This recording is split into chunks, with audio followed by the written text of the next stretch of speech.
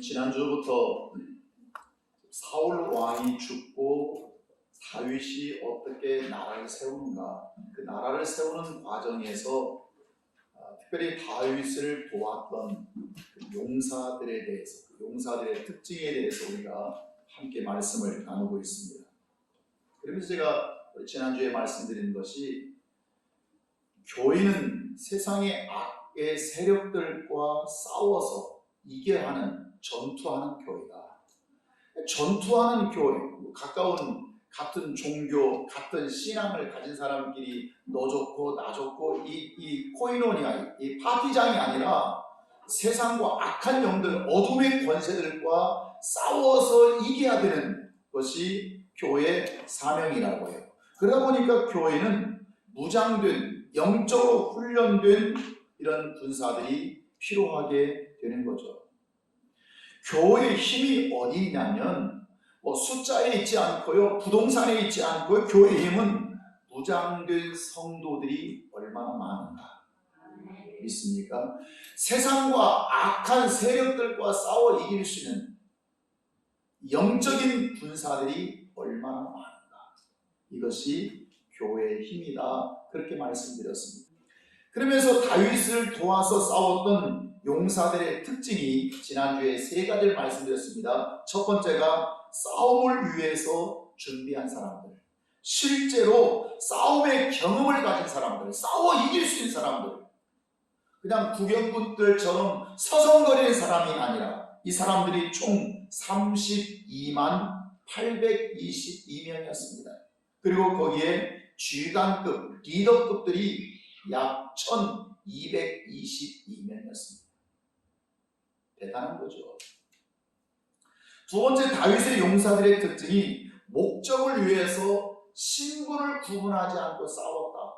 내가 우두머리든지, 내가 쥐간이 되든지, 내가 가문의 누가 되든지, 이걸 구분하지 않고 목적을 위해서 신분을 구분하지 않고 그들은 싸우는 거죠.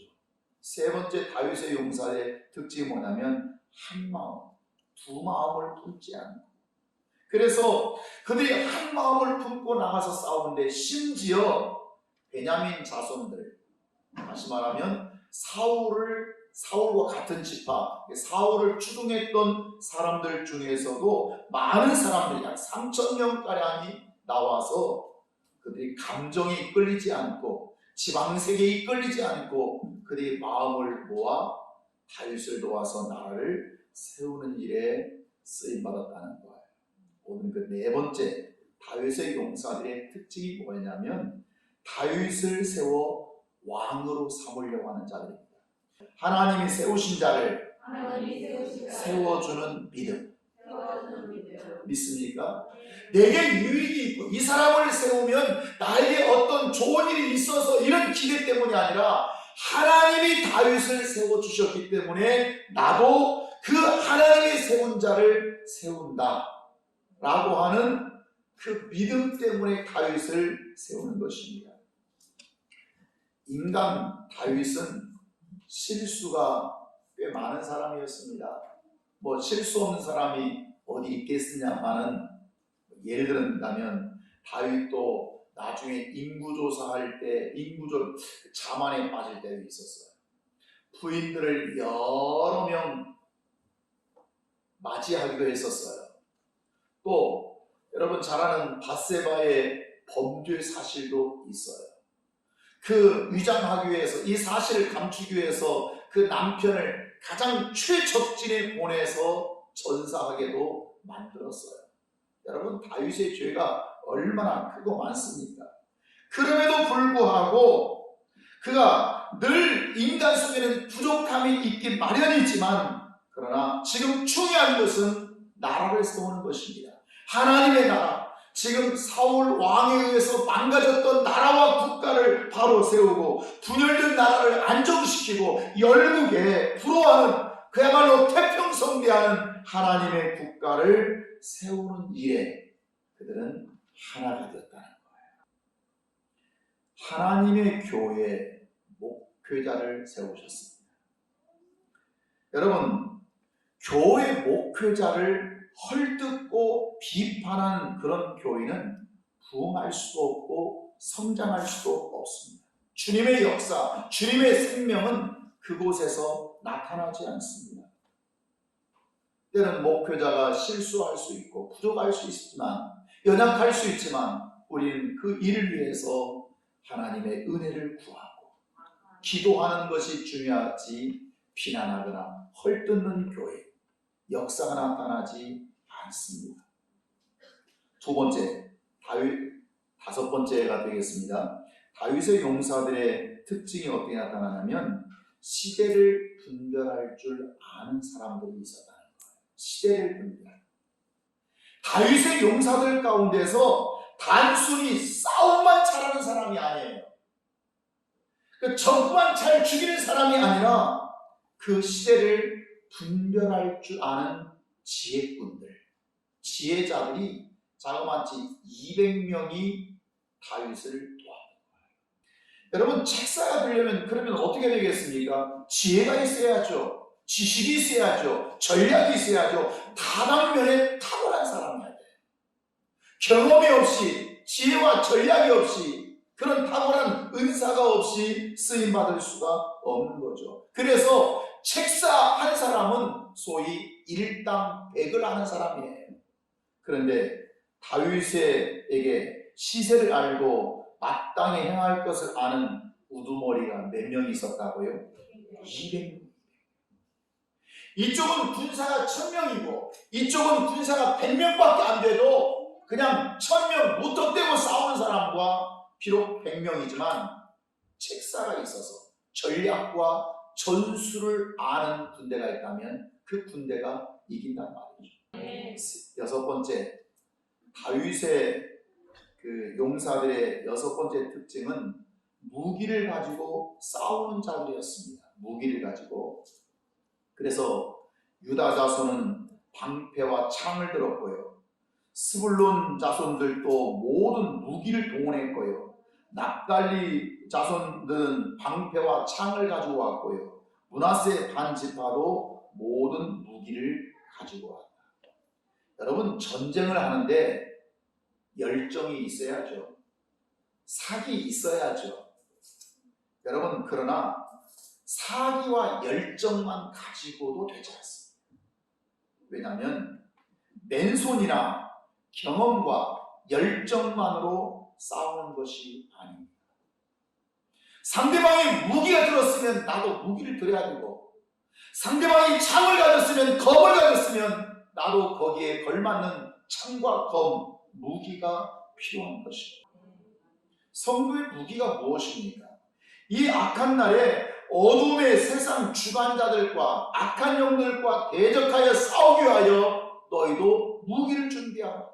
그 무기가 무엇입니까? 진리의 허리띠, 의의 호신경, 여러분 평안의 복음의 신발 워카를 신고 믿음의 방패를 붙이고 구원의 투구를 쓰고 성령의 검, 곧 하나님의 말씀을 가져라. 이게 그리스도인의 영적 무기입니다. 이 무기를 들고 나갔을 때 싸워 이기는 것입니다. 우리가 신앙생활 한다고 하는 것은 무엇을 배우고 무엇을 연마하고 무엇을 갖는 것이냐면 하나님의 이 성령의 검, 말씀의 검을 내 손에 들려진 것이에요. 믿습니까? 구원의 투구를 쓰고 복음의 워카를 신고 믿음의 방패를 딱 붙이고 여러분 그리고 나가는 것입니다. 기도의 능력, 말씀의 능력, 복음의 능력을 가지고 주님 앞에 나가는 것입니다. 여러분 무기 중에서 또 최고의 무기가 뭐냐? 따라합시다. 십자가의 사랑. 믿습니까? 그리스도인의 최고의 무기는 십자가의 그 사랑. 주님이 우리에게 보여주시고 그리고 우리에게 지랑 말씀하신 십자가의 그 사랑. 히브리서 13장 11절, 12절, 13절에서 말씀하신 우리도 그 십자가를 지러 가자. 여러분 십자가의 그 사랑은 그리스도에게 주어진 최고의 무기가 될 줄 믿습니다. 다윗의 용사들이 마음이 하나님으로 싸우려고 할 때 그 인근 지역에서 많은 사람들이 먹을 것을 동원하고 충만하고 기쁨이 충만했습니다. 따라합시다. 하나님이 일하려고 하면 하나님이 도와주신다. 어떻게 도와주시냐면 주변 사람들까지 동원해서 그 일을 돕도록 하시는 하나님의 역사가 나타날 줄 믿습니다. 여러분, 사람은 기억하고 싶은 것이 있고 기억하기 싫은 것이 있죠. 근데 여러분, 그러나 우리가 영적인 생활에 있어서 꼭 기억해야 될 것을 잊어버리는 게 문제고, 잊어버려도 괜찮은데 꼭 그걸 기억해가지고 마음의 상처로 삼는 것도 문제가 되는 거죠. 이스라엘은 잊어버리고 싶지만, 기억에서 지워버리고 싶지만 지우지 않고 그것을 신앙의 훈련으로 삼고 영적 경건 생활의 유익으로 삼아서 그 민족이 지금도 세워가는 것을 볼 수 있습니다. 여러분, 인생살이는 훈련이 필요합니다. 영적 훈련이 없는 교회가 무슨 싸움을 하고, 영적 훈련을 받지 않은 교인이 무슨 싸움을 하고 교회를 세울 수 있겠습니까? 그건 그저 허울 좋은 말뿐인 것입니다. 기도 훈련받고 영적 훈련받고 말씀을 통해서 제자 훈련받고 그렇게 해서 믿음을 가진 자들을 통해서 하나님은 놀랍도록 역사하실 줄 믿습니다. 그러면 교회가 그동안 얼마나 기도를 많이 하고 말씀으로 제대로 훈련받고 제대로 교회 신앙생활하고 제대로 믿음을 지켰습니까? 아닙니다. 교회는 대형주의에 빠졌고요, 물량주의에 빠졌고요, 세속화주의에 빠지고요, 학벌주의에 빠져서 목사님은 박사학위를 받아야 마치 목회를 잘하는 것처럼 착각하고, 마케팅주의에 빠졌고요, 온상주의에 빠져가지고 교인들이 그냥 다칠세라 깨질세라 그냥 벌벌벌벌 떨면서 온상 안에서 키우자. 마치 대형교회면 마치 교회의 샘플이나 되는 마냥 그렇게 한국 교회는 변해 있었습니다. 교인들의 삶의 의식도 문제가 있었습니다. 온갖 교회의 세속화가 오늘날 한국 교회의 현실을 지금 만드는 것입니다. 많은 사람들은 더 이상 교회를 기대하지 않는 시대가 되었습니다. 여러분, 이런 시대에 어떻게 여러분 감당할 수 있겠습니까? 이럴 때 교인은 정신을 차려야 될 줄 믿습니다. 교인들은 정신 차리고 신앙생활해야 합니다. 내가 혼자 자기 착각에 빠져서 자기 혼자의 생각만으로 이것이 신앙이라, 이게 아닙니다. 성경은 그것을 신앙이라고 말하지 않습니다. 하나님 말씀 앞에서 하나님 말씀대로 사는 것을 신앙이라고 합니다.